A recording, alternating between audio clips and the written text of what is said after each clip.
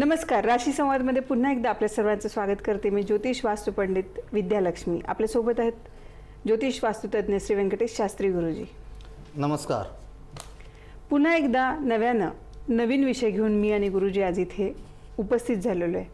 तुमच्यापैकी बराच वर्ग येतो आणि आम्हाला सांगतो की आमच्याकडे तर आमच्या जन्मतारखा नाही आहेत, जन्मतारखांची टिपणं आमच्या आई वडिलांनी केलेली नाही आहेत. अशा वेळी काय करायचं? तर अशा वेळी तुमच्या हस्तरेषा खूप काही गोष्टी बोलून जातात. हस्तरेषांचा बारीक अभ्यास केला असता असं लक्षात येतं की साधारणपणे या व्यक्तीच्या आयुष्यामध्ये कुठल्या घडामोडी चालल्या आहेत, याचं आरोग्य कुठल्या पद्धतीने त्याला साथ देत आहे, डोक्यात कुठल्या पद्धतीचे विचार आहेत, या सर्व गोष्टींचं ॲनालिसिस त्या हस्तरेषांवरून कळतं. तुमच्या आयुष्यामध्ये जर नोकरीचे बिघाड असतील, व्यवसायाचे बिघाड असतील किंवा व्यवसायामध्ये एखाद्या उच्च शिखरापर्यंत तुम्ही जाणार असाल तर त्याही नोंदी तुमच्या हातावरून कळतात. एखादा परदेश गमनाचा विचार करत असेल तर ते परदेश गमनसुद्धा तुमच्या हातावरून दिसतं.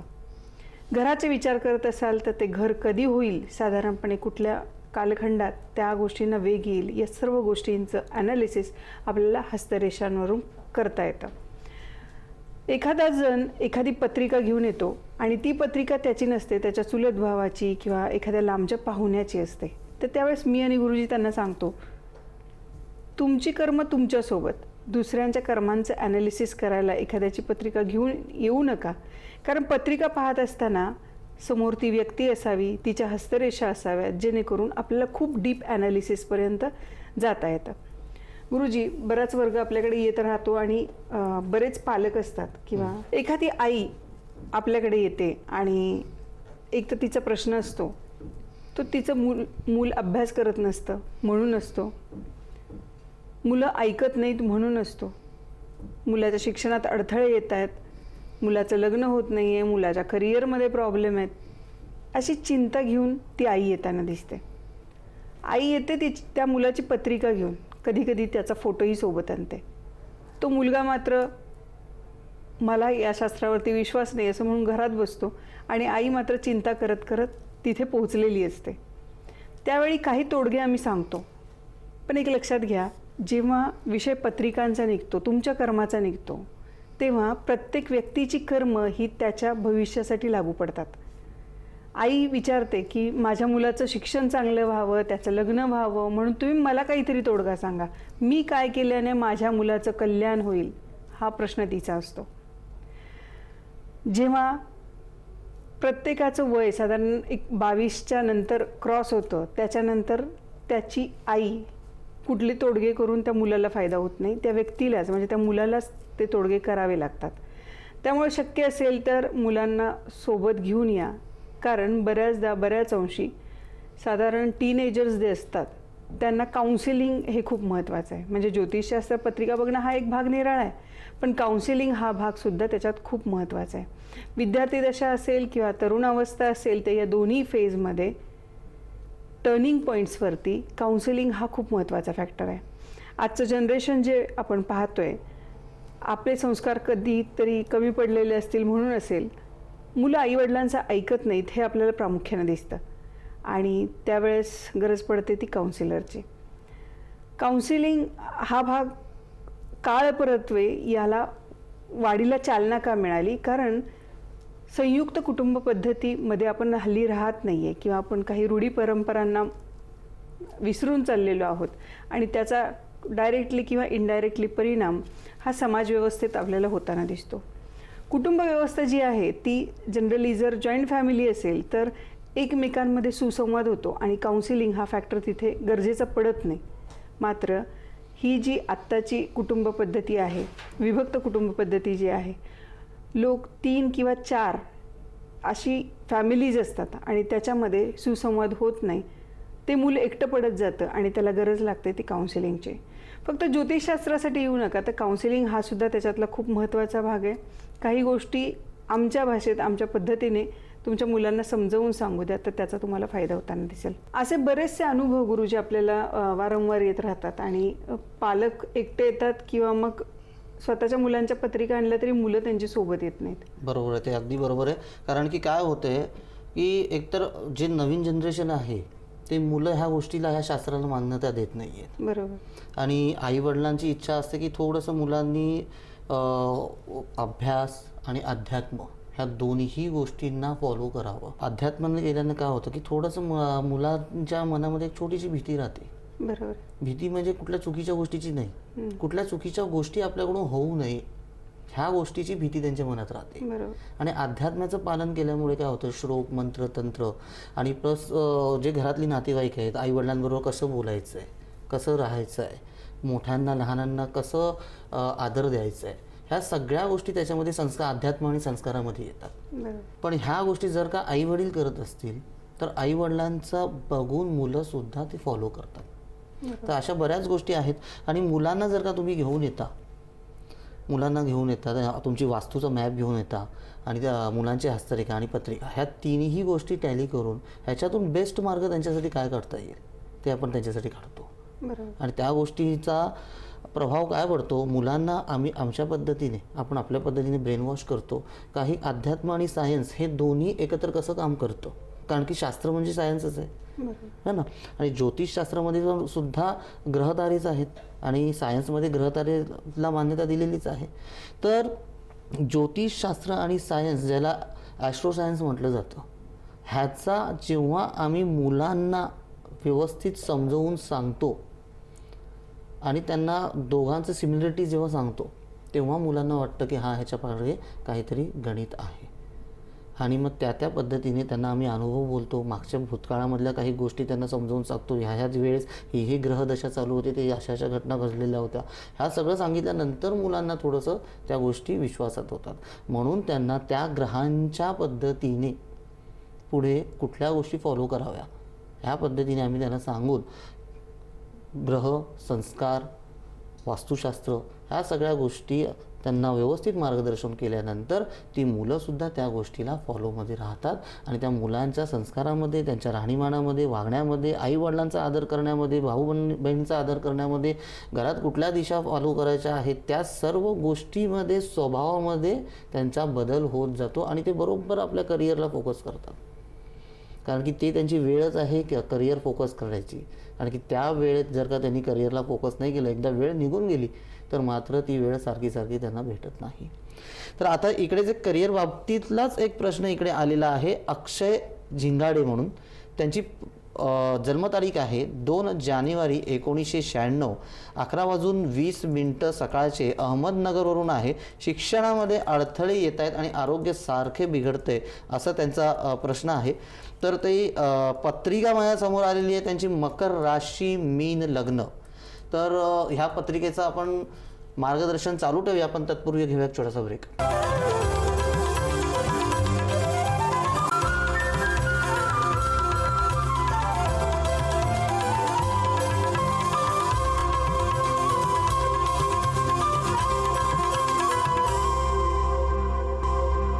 ब्रेक नंतर पुन्हा सर्वांचं स्वागत.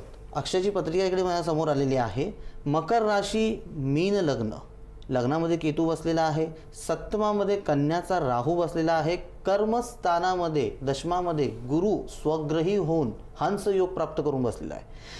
लाभामध्ये बुध, मंगळ, सूर्य आणि चंद्र, सूर्य मंगळ अंगारक, सूर्य चंद्र ग्रहण, मंगळ चंद्र लक्ष्मी योग सुद्धा इथे झालेला आहे. आणि त्याचबरोबर सूर्य आणि बुधाचा बुधादित्य योग सुद्धा इकडे झालेला आहे.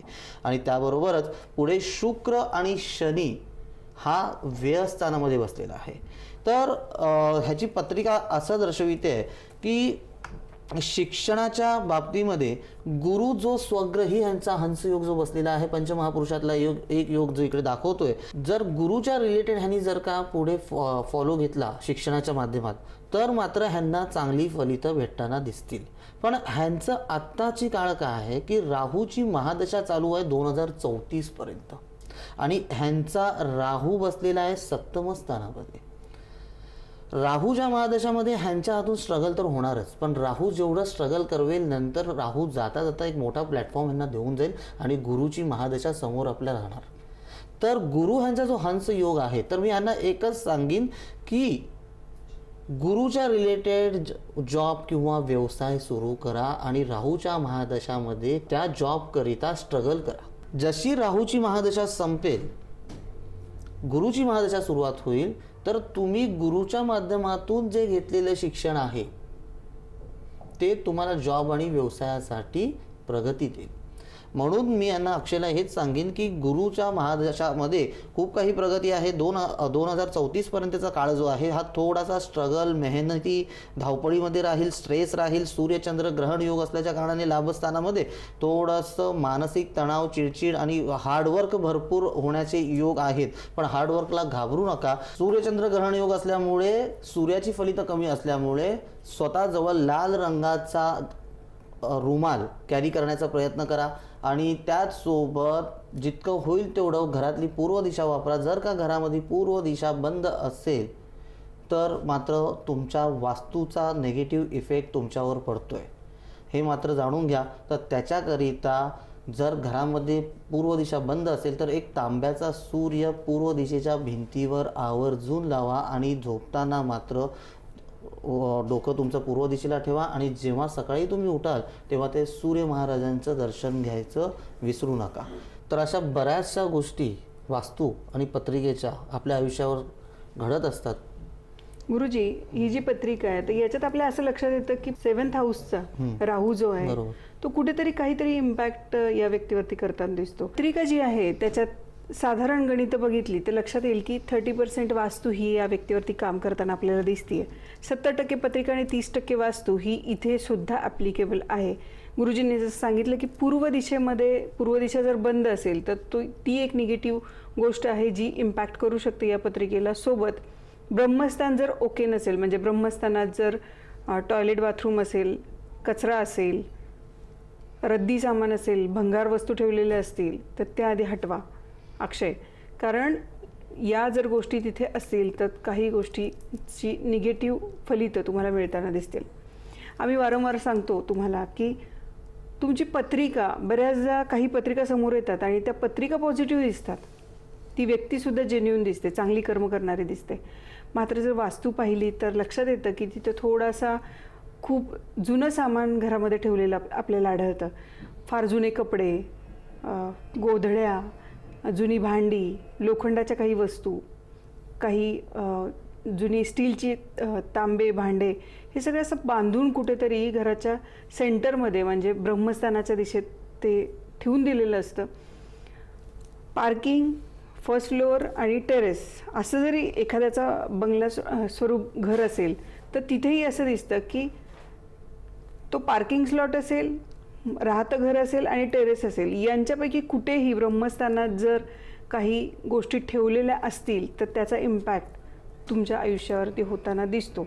त्याच्यामुळे असं समजू नका की जिथे तुम्ही राहताय तेच घर तेवढं क्लीन असलं पाहिजे, तिथे ब्रह्मस्थान किंवा इतर स्थान आहेत ती क्लिअर असतील तर तुम्ही ओके असाल, असं नसतं, हे लक्षात घ्या.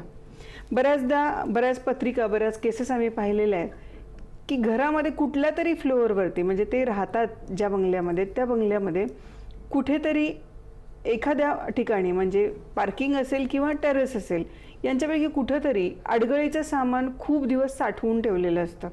मग त्याच्यात जुनी एखादी कॉट असते किंवा एखादं मशीन असतं, लोखंडी मशीन्स, पत्रे असतात ज्याला जंग लागलेला असतो, अशा गोष्टी आपल्याला काही ठिकाणी आढळतात. लक्षात घ्या, पूर्व दिशा ही सूर्याची आहे, या दिशेत या वस्तू ठेवलेल्या चालणार नाहीत.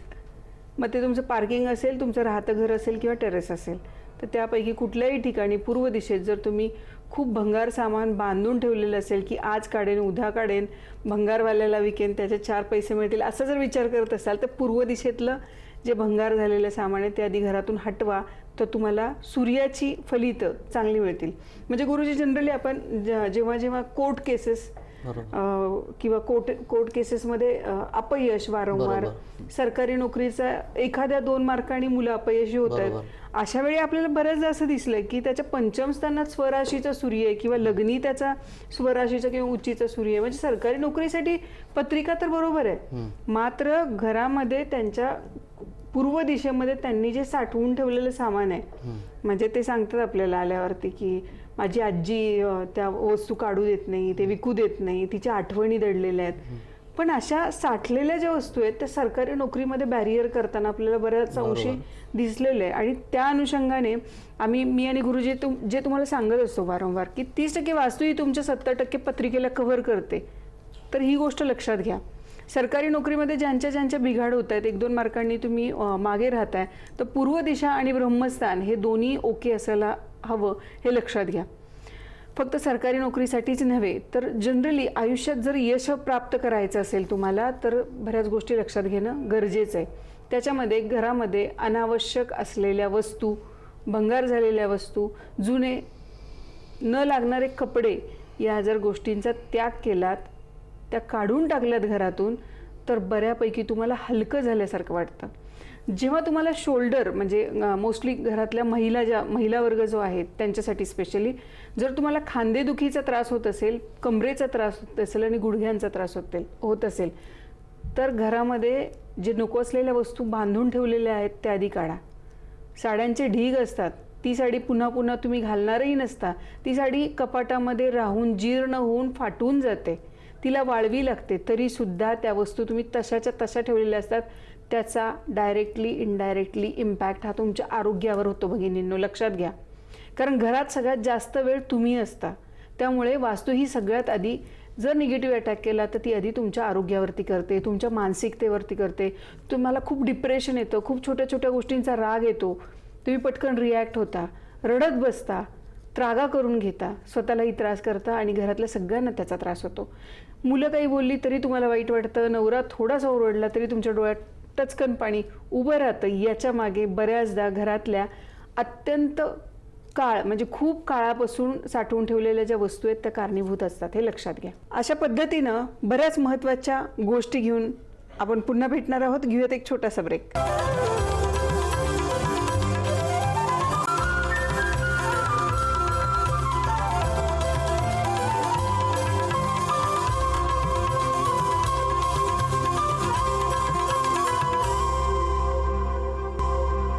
ब्रेक नंतर पुन्हा सर्वांचं स्वागत. आणि इकडे एक प्रश्न आलेला आहे. नैना पाटील 8/8/1992 यांचा जन्म आहे, 7:40 वसईचा जन्म, मुंबई. प्रश्न असा आहे की लग्न जमत नाहीये. तर नैनाची पत्रिका माझ्यासमोर आलेली आहे. वृश्चिक राशी, सिंह लग्न, लग्नात गुरु आणि शुक्र बसलेला आहे, चतुर्थ स्थानामध्ये चंद्र, पंचमामध्ये राहू बसलेला आहे, रोगस्थानामध्ये शनी स्वग्रही बसलेला आहे, दशमामध्ये मंगळ हा कर्मस्थानामध्ये बसलेला आहे आणि केतू लाभात बसलेला आहे, मिथुनेचा सूर्य बुधादित्य योग कर्केचा व्ययस्थानामध्ये गेलेला आहे. आणि इकडे बघायला गेलं तर ह्यांचा प्रश्न जो आहे लग्नाच्या बाबतीतला, तर लग्नेश जो आहे यांचा सूर्य हा व्ययस्थानामध्ये बसलेला आहे आणि लग्नस्थानामध्ये मात्र गुरु आणि शुक्राचा शंख योग झालेला आहे.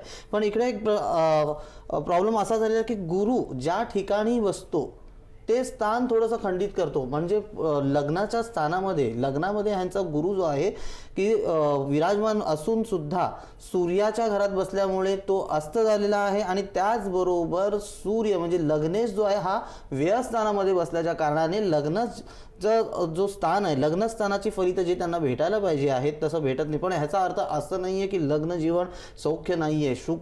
शुक्र आणि गुरुचा शंख योग मात्र लग्न जीवनासाठी त्यांना चांगल्यात चांगली फलितं देताना दिसतील.